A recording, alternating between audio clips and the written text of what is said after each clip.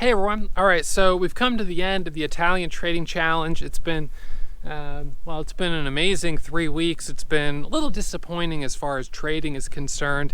Of course, started with a red week, first week of vacation. That's never fun. Second week, made back all the losses from the first week, so that was good. You can hear some thunder here overhead. And then this week, made some good progress, but today's going to be my first red day of July, down $6,600. So, blew a little through my max loss, which I adjusted to 5,000 right now because I'm trading with bigger share size. And so that's a little disappointing. Started the trip, I think, pretty much with a red day, finishing the trip with a red day.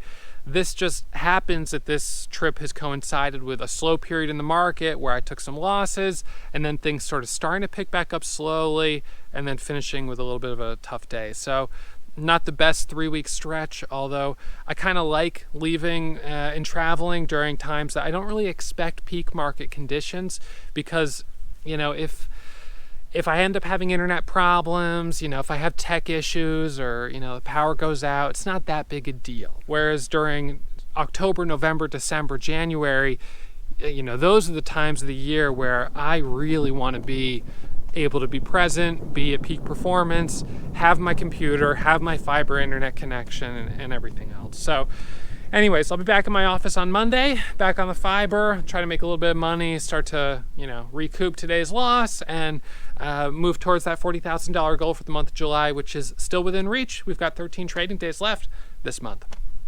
All right, everyone, that's it for me. I'll see you guys first thing Monday morning.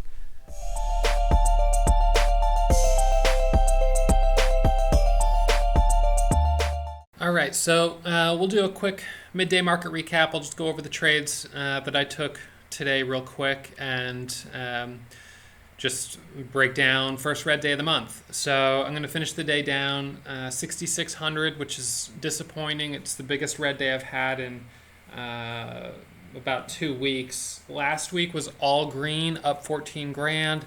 This week coming into today, I was up 12 or 13 grand, and just cut that in half. So we'll only be up about 6 or 7 grand on the week, and that's a little disappointing. But I am still up 20,000 on the month, which is good considering we're right at the halfway point. Actually, we're going to have a couple more trading days this month, because we'll have next week, the week after, and then we've got Monday, Tuesday, Wednesday, 29th, 30th, 31st. So I actually have 13 trading days left in the month, which is good. So hopefully we'll be able to still hit the $40,000 monthly goal, but today did not help. And I'm disappointed a little bit with the price action today. Obviously being red across the board, red on 3 stocks, is the opposite of how my P&L has looked pretty much every day in the last 7 days. I had a 7-day hot streak where I made $27,000. And that just ended today with the $6,000 loss. So that's about, if you thought of it in percentages, 10 steps forward, 2 steps back. Losing this is about 20% or so of those gains. So, it's all relative. And for me, this is acceptable risk. But the winners are always clustered together. And of course, the losers are always clustered together. Because that's trading based on hot or cold markets. When you're trading in cold markets, you'll find that losses seem to come back to back. So today, leading gapper in the market was SGBX, gapping up 90%. The thing is, I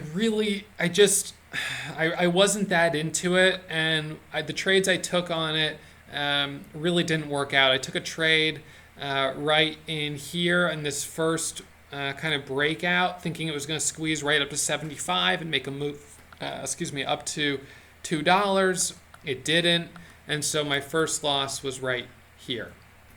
And then you can see how it curled up, and I got back in right here. That was a bull trap, but I didn't know it at the time. I thought it was going to work. I thought first 5-minute candle to make a new high, and the second I pressed the buy button, it dropped, and I was like, all right, well, that's no good. So I just stopped right out, I didn't have to hold through the halt or anything like that. I just hit the bid right here. But yeah, disappointing. This is essentially what looks like it's going to be a breakout. First candle to make a new high and then a move higher. And so at the breakout point, you have a lot of accumulation of buyers, which makes sense. People are buying for the breakout, me included. And then the moment that breakout fails, all those people who just bought, well, they bail out. Plus, short sellers will hit to the short side, and people who have been holding through this consolidation with a stop down here, they bail out. And so you have an imbalance, and it's to the sell side.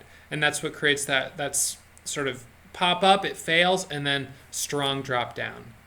Of course, if it had broken through this level, then that would have been resolution to the upside, and it would have been a good setup. But yeah, SGBX, really disappointing one for me, just because my two trades on it were both losers.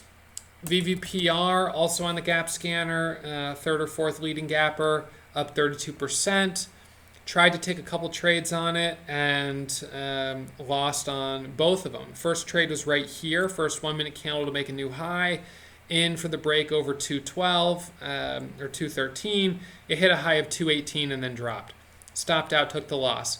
Got back in right here as this little pullback was forming, thinking it would do this breakout here now that it had shown the strength of holding. It didn't, and so I stopped out a second time. So lost lost 1,300 on that one, 2,400 on SGBX, and OHRP. This stock hit the scanners. It squeezed up from from 410 up towards 5. I bought it at 490 for the break over 5. It hit a high of 515 and then immediately reversed, and I stopped out of that for a $2,800 loss. So I increased my max loss to $5,000, which I think right now makes a little bit more sense given the share size I've been trading with. I've obviously been trading with 9,000 to 12,000 shares. So to have a max loss at 2,000 is kind of tough because that's only a 20-cent loss, or maybe even only a 15-cent loss with full size. So I've given the loss a little bit more space up to 5, but obviously need to continue to be right 75% of the time in order to accommodate that. Today, obviously one of those days where if I had just thrown in the towel down $2,000, I would have stopped a lot sooner, and I would have been better off for it. On other days, and namely on Wednesday, I was down $1,700. I was $300 off that max loss, and then I finished the day up $8,000. So, that was a day where absolutely trading past. Let's say I had been down 2,100. An extra $400. It was the right thing for me to keep trading because we continued to have good opportunities. Now today, since I'm red across the board, it's not a good idea to keep trading. We're not seeing good follow through overall. The market for small caps to the long side is pretty weak today. So definitely today's a good day to stop, and maybe I should have stopped a little sooner. That setup on SGBX cost me an extra, $1,600 or $1,800. So I wasn't below 5 until that trade. And I just, it's kind of annoying because I knew that it wasn't really worth it, because what was the thing I kept asking myself is, how much is this really going to go? Even if it works. The entry's at 65, the high a day here is 75, the pre-market high is at 88. What are we talking about? 15, 20 cents at best? Is it even worth it? And, then here it drops 25 cents. So I took a full 10 or 15 cent loss on it, but I don't know. I didn't really think it was worth it. I took the trade anyways, and so that was my own fault. I wish I had just left that one alone, but yeah, we're just not seeing it today, and that's a bummer. But you know what? All things considered, I'm going to finish this week with more money than I started the week with, which is progress. That's great. I'm going to finish, up $20,000 on the month, which is really good. I've dug myself out of the hole from my first week of trading in Italy, where I lost $14,000. But in total on this trip, I'll probably have only made about, in the course of 3 weeks, I lost 14 grand, then I made back 14 grand, and then this week I'm only up like 6 grand. So only $6,000 net profit for 3 weeks of trading. That's not great, but of course that's just sometimes going to happen if you have a little bit of a slow period and you lose some money, and then you spend the first week of the next hot streak, kind of digging yourself out of the hole. The span of those 2-3 weeks won't be particularly impressive. As of right now, you guys can see my broker statements updated on the website at the end of each month. I finished the end of June. I'm just going to grab my P&L on the year. Let's see.